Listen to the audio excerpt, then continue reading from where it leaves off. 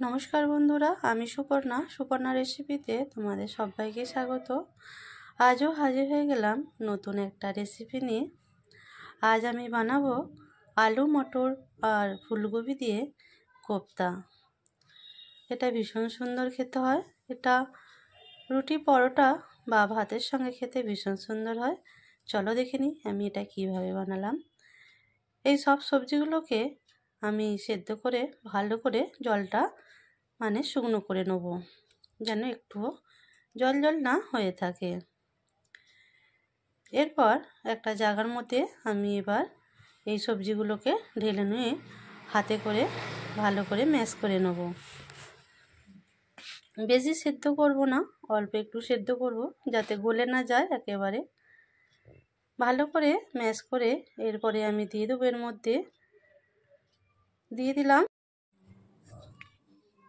দিয়ে দিলাম আমি আন্দাজ মতো নুন, হলুদ গুঁড়ো, আর দিয়ে দেবো লঙ্কা গুঁড়ো। দিয়ে দিলাম এখানে আমি কাঁচা লঙ্কা কুচি, পেঁয়াজ কুচি, আদা কুচি। এবার সব কিছুকে আমি ভালো করে আবারও একবার ভালো করে মাখিয়ে নেব, সব কিছুকে মিক্স করে নেব।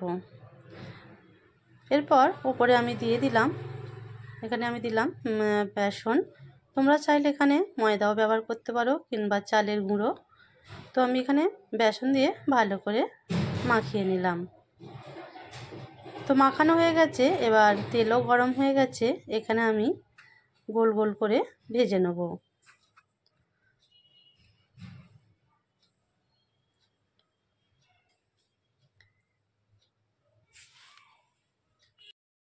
এইভাবে কোপ্তাগুলোকে আমি তেলের মধ্যে ছেড়ে দিলাম।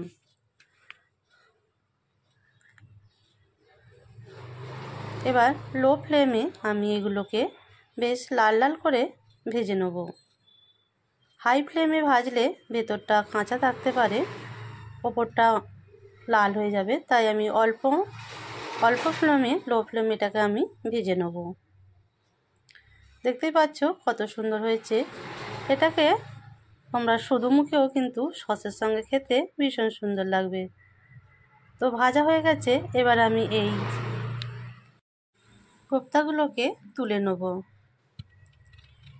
এইভাবে আমি সব কোপ্তাগুলোকে বেশ লাল লাল করে আমি ভেজে নেব।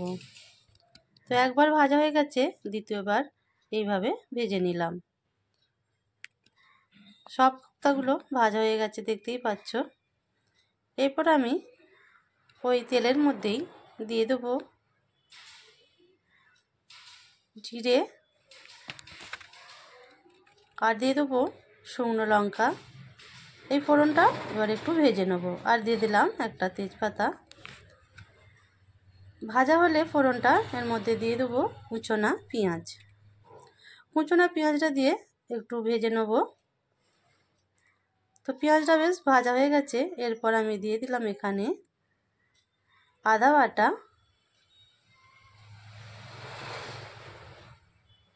আদা বাটাটা দিয়ে আবারও একবার ভেজে নেব। এরপর দিয়ে দিলাম কুচোনা টমেটো দিয়ে আবারও ভালো করে কষিয়ে নেব। ওপর থেকে দিয়ে দেবো আন্দাজ মতো নুন আর হলুদটা দিয়ে টমেটোটাকে ভালো করে গলিয়ে নেব। তো দেখতেই পাচ্ছ টমেটোটাও গলে গেছে, ভালো করে তেলও বেরিয়ে এসছে। এরপর আমি দিয়ে দেবো লঙ্কা গুঁড়ো, দিয়ে দেবো ধনে গুঁড়ো, দিয়ে দিলাম জিরে গুঁড়ো, দিয়ে আবারও ভালো করে কষিয়ে নেব। শুকনো মশলা দিয়ে ভালো করে কষানো হয়ে গেছে। ওপর থেকে দিয়ে দেবো আমি একটু জলটা দিয়ে ভালো করে ফুটিয়ে নেব। এরপর দিয়ে দেবো পরিমাণ মতো জলটা একটু ফুটে উঠলে ভেজে রাখা কোপ্তাগুলোকে এর মধ্যে ছেড়ে দেবো। তো কোপ্তাগুলোকে দিয়ে আমি বেশি নাড়াঘাঁটা করব না, অল্প একটু জাস্ট এদিক ওদিক করে নেব, কেননা গলে যেতে পারে, ভেঙে যেতে পারে। জাস্ট একটু নাড়াচাড়া করে আমি জলটা একটু ফুটিয়ে নেব।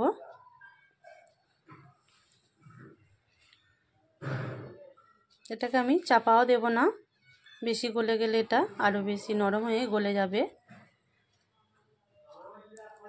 তো জলটা কমে গেলে আমি ওপর থেকে দিয়ে দেবো গরম মশলা। এবার আমি এটাকে একটা প্লেটের মধ্যে সার্ভ করে নেব। আজকের আমার এই কোপ্তা কারি কেমন লাগলো অবশ্যই জানিও। ভালো লাগলে একটা লাইক শেয়ার কমেন্ট করে দিও। আজ তবে এটুকু, আবারও আসবো আগামী দিনে নতুন কোনো ভিডিও নিয়ে। সবাই ভালো থেকো, সুস্থ থেকো, ধন্যবাদ।